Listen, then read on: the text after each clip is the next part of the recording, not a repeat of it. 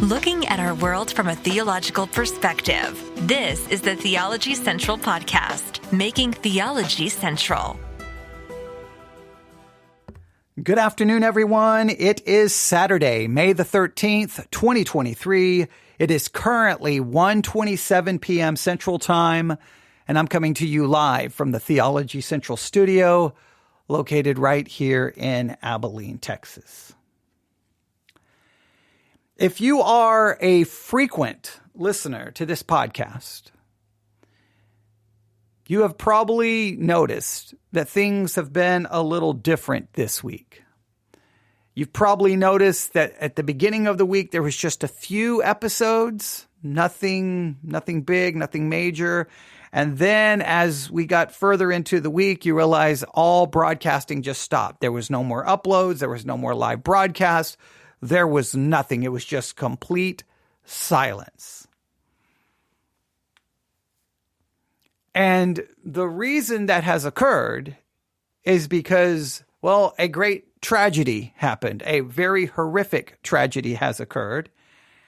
And out of respect for those involved with it, for those impacted by it, I knew it was not the time nor the place to turn on the microphone to be doing podcast episodes when people were suffering and people are still suffering. So I knew that it was not the time to say or do anything.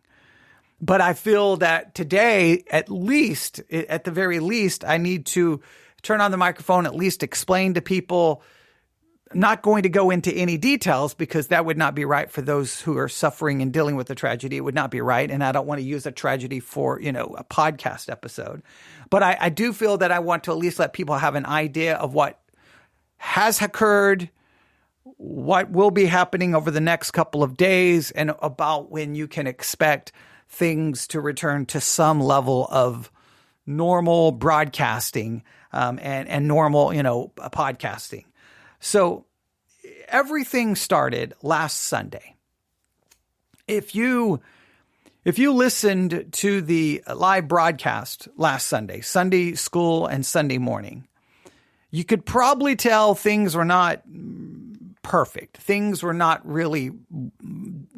just not right. It didn't go very well. And you probably noticed that both hours were deleted very soon after. I deleted them both because sometimes in preaching, you walk into church, you stand behind the pulpit, and you leave and you feel like you're walking on air. You feel like, wow, that is everything I dreamed preaching would be. It was amazing. The people were engaged. The people loved it. The people were excited. I got my points across. I think it was good. Everything was presented. Everything went you can't wait. All you can do is at least for me, all I can do is like, okay. Wait, sermon's over. Okay. I'll go home and podcast. Wait. I can't wait to get back Sunday night. Wait, I wonder if we could do an extra church service. Like you just cannot wait. It's the greatest feeling in the world. And then there are times that you stand behind the pulpit and everything goes wrong for whatever reason, whether your feelings are accurate or whether your perception is wrong.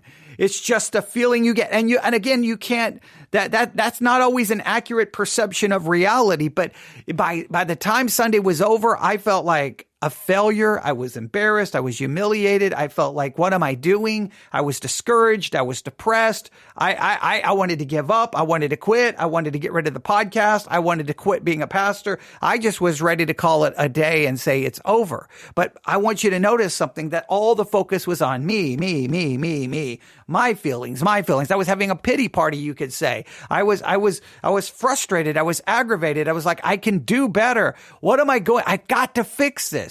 So I came home Sunday afternoon.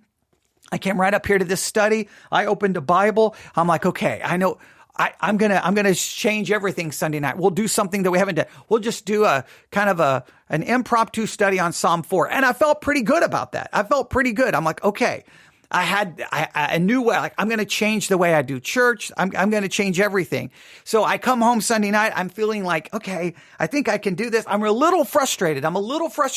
But I think like, okay, I think maybe I can pull this off. Maybe, there was at least a glimmer of hope. And then, so while I'm still trying to deal with that whole thing, a massive storm rolls into the local area. And it's not only wind is blowing and pouring down rain, we get a massive hailstorm. Not a storm that lasts for 5 or 10 minutes. The hailstorm lasted for between 20, 25 minutes, maybe even 30 minutes. It just kept coming down and coming down. And by the time the storm was over, well, let's just say we got damage to a fence. Not the biggest thing. Back porch, that's totally messed. That's gone. It's not gone, but I mean, it's going to have to be replaced. And the roof of our home, it's going to have to be totally replaced. The roof is totaled. The back porch is totaled. The fence has got damage. And who knows that I haven't even begun to even try to contemplate the damage to the car. So I'm like, okay, I got all of this going on with church. Now I've got all of this stuff with the storm. And once again, guess what it was about? Me. My problems. Why is all of this happening? You know, the frustration, irritation. I'm like, come on, can someone cut me a break? And then the next thing you know, everything it just seems like one thing after another. Next thing, things lead to me starting to have lots of neurological and seizure issues because everyone knows I have a seizure disorder. And it just got dark and bad and depressing. So now I'm frustrated with church and I'm trying to figure out how I'm going to do church differently, right? I'm going to change the way I do church. So I need to be able to I need to have my mind working, right? I need to be able to think. I need to be able to figure this out because, before I know it, I'm supposed to be standing in church on Wednesday. I've got to do something completely different. Like I've got to make this work. But no. I'm having all kinds of seizure issues and just it's hard for me to explain what it's like, but it's just horrible. And then it becomes emotional. So now I'm emotional, I'm depressed, I'm discouraged, but it's all self-centered. It's all focused on me. And I don't even know if my perception about things was even accurate because of everything else going on. I don't even know. It's just, the whole thing was just horrible. I can't even express how bad things were. And then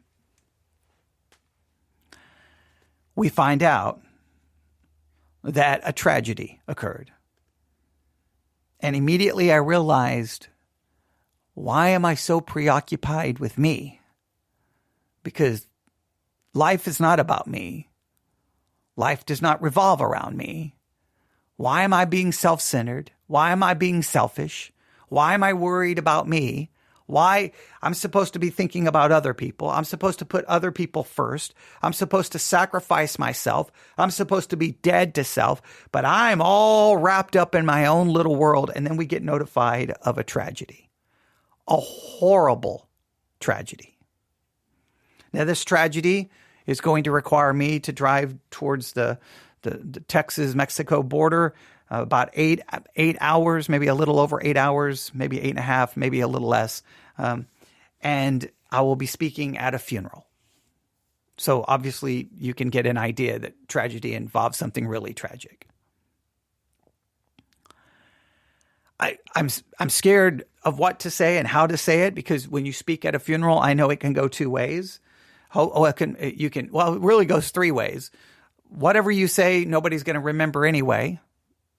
2, you say something and it doesn't help someone. It traumatizes them. Because pastors can say stupid things during a funeral. Pastors can say insensitive, ridiculous things. I do not want to be that. Or 3, maybe you could say something, maybe, as inadequate words are in a horrible situation like that. I could say something that would provide a little comfort. And I'm scared to death that I'm going to fail. I'm scared to death that I'm not going to do it. But you know what? It's not about me. It's got to be about everyone else. So I'm going to do my very best, and we will see. So here's what will take place. Tomorrow morning, I'll be leaving. I will be arriving at the location sometime Sunday, late Sunday afternoon, Sunday evening. Monday will be the service. after the service, I will be coming back here as soon as I possibly can. I'll be trying to return here back to everything here that's going on. And so there will obviously be no live streaming tomorrow at Victory Baptist Church. There'll be you won't hear those. There won't be any sermons uploaded. There won't be any Sunday afternoon podcasts. There won't be any Sunday night podcasts. There won't be any Monday podcasts. And most likely there won't be any Tuesday podcasts. There could be a Tuesday night one. So I think the next time possibly would be Wednesday. And that's a slight possibility. So that is what's happening, and that is what is going on. It's a reminder that no matter how bad things are going with us, we got to always remember that life is continuing and life does not revolve around us. And it's been one of the longest weeks trying to just process everything. And I hate the fact that people are suffering and people are experiencing this, because you realize the inadequacy of there's no words you can say in tragedy. There's no words, right? All you can do is grieve with those who grieve. You can weep with those who weep. You can hurt with those who hurt. You can cry out in a spiritual lament. You know, the Psalms of lament are powerful because they capture the psalmist screaming out in spiritual pain. I like to refer to the Psalms of lament as or the lament psalms as a spiritual scream of agony. And it's okay for a Christian to have those feelings. It's okay to scream out. It's okay to be in that pain. It's okay to grieve. But when someone is in that kind of pain and they're screaming out, platitudes and cliches are of no value. Sermons are of no value.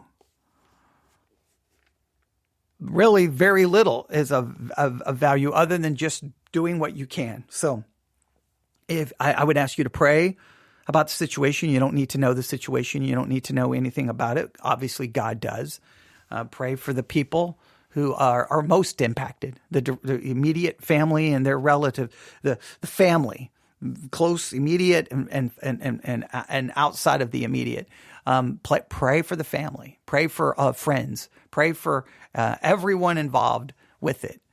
And for those who may not be as directly involved with it, don't pray for me. Don't waste your time. Pray just for the people directly involved and directly impacted. I think that's the best. The rest of us, our job is to be there for those impacted and try our best to be there. As inadequate as words will be, because they will be inadequate. They will be. There isn't any. There's no easy answers. There's no easy answers. And I don't want to turn this, and I've got my Bible open and I'm looking at Psalm 22 and Psalm 23 because they're beautifully go back to back, but I don't want to preach or teach, or I don't want to do anything like that. I don't. I don't know how I will proceed. I don't think there'll be any podcasts this afternoon or evening. I still just don't know. Like a part of me feels like I need to provide, a sermon, or I need to provide something for the people of the church for tomorrow, that I need, that they have something to listen to. But, what do you do? Like, it just seems,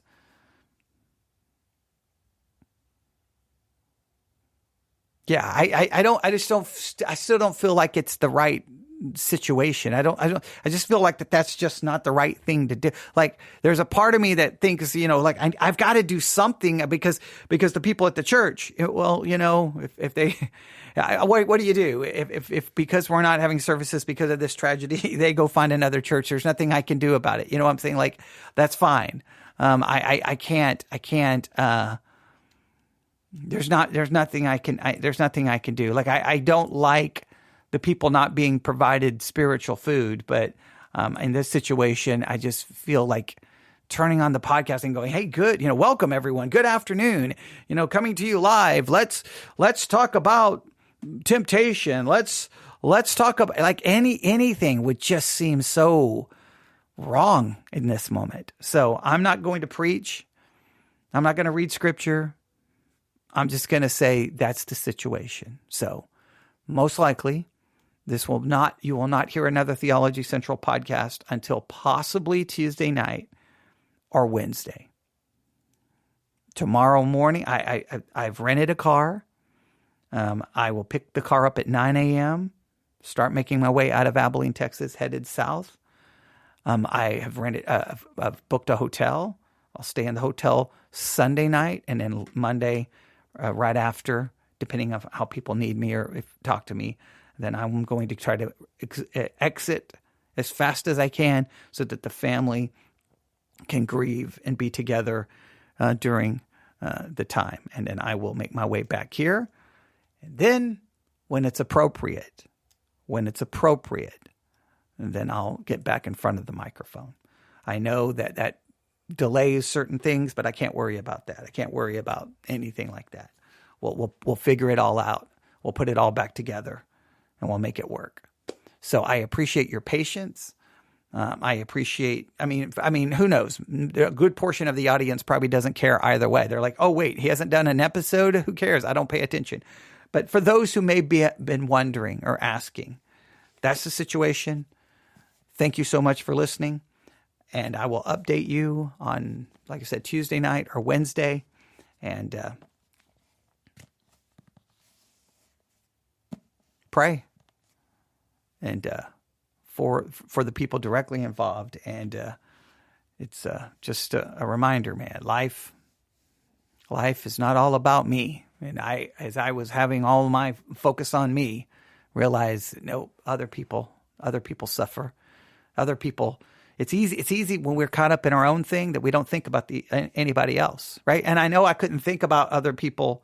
Because I didn't know at the time.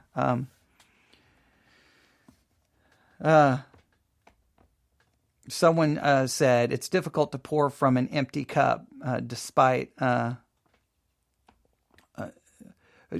protests. We'll also pray for you. Miss you live, but have a substantial backlog. I appreciate what you do. Well, thank you very much. I really appreciate that. I do appreciate that. But it's definitely it's just so hard. I guess I guess what I'm trying to take from this, and not to make it about me, is just once again just how easy it is to get so wrapped up in our own little problems that there's no I know like I'm not trying to say I feel guilty, because obviously I didn't know something was going to happen. But even if nothing would have happened, I was just preoccupied with me. Like, how self-centered are we? Like, when I'm not saying that, we were supposed to be focused on other people. So in this situation, I didn't know what was going to happen, but it just was such a stark contrast that I started the week worried about me and my emotions. And then you realize life is not about you. It's never been about you. It's never supposed to be about you. It's supposed to be about God and others. And I'm supposed to deny self and die to self. And I wasn't dead to self.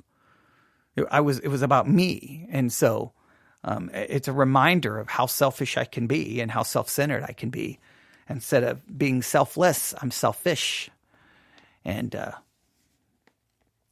but it is difficult to pour from an empty cup. That's a beautiful sentiment. It is. It is. And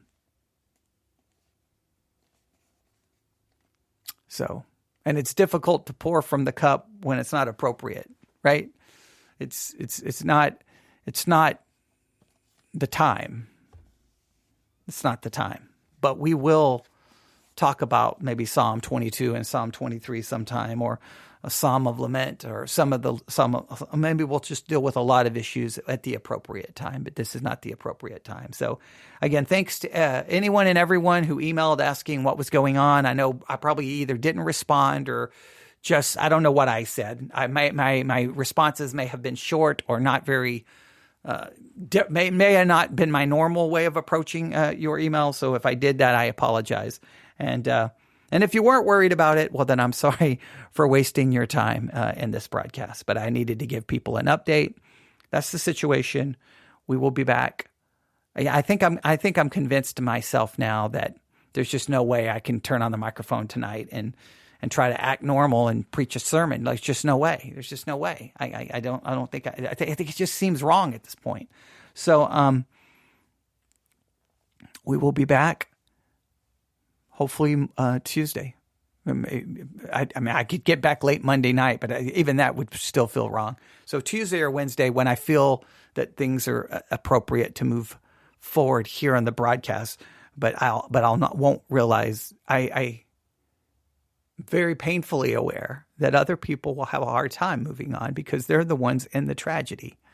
And so, all right. Thank you for listening. Everyone have a great day, and pray for the family, pray for those involved, pray for the friends and relatives, and we will talk more soon. God bless.